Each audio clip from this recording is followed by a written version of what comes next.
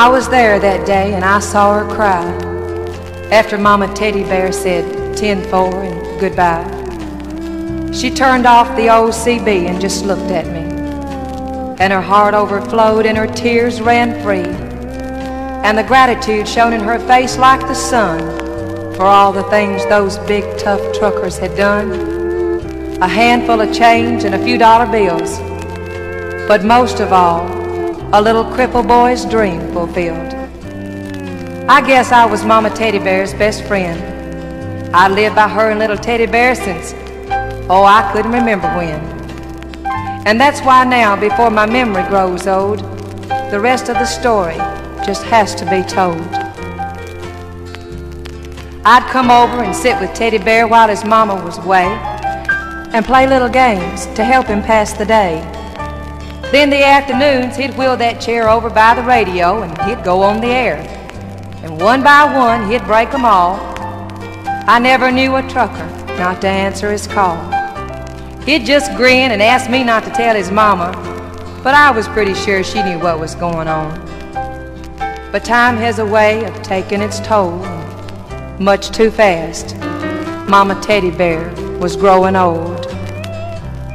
And I watched as the silver touched her hair, but her one aim in life was Teddy Bear. And then I saw another change take place. Little Teddy Bear was slowly losing the race. I knew it, and his mama knew it too, and there was nothing in this whole world either of us could do. He talked less often on the old CB. There were times when he'd hardly talk with me.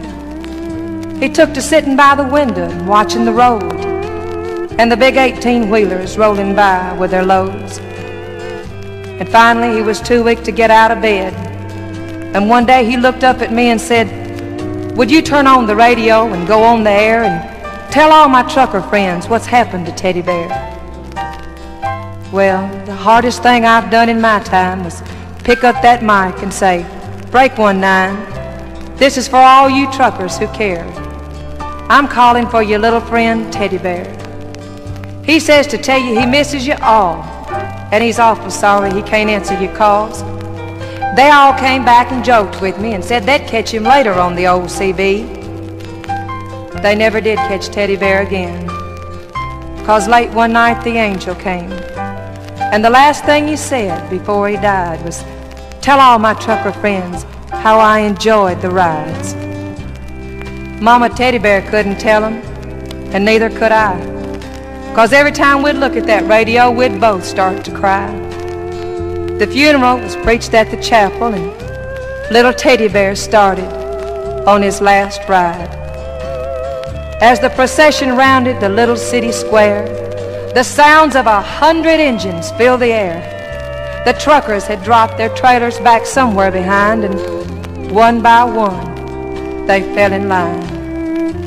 They all tried to comfort Mama Teddy Bear, and it seemed like the warmth of God just filled the air.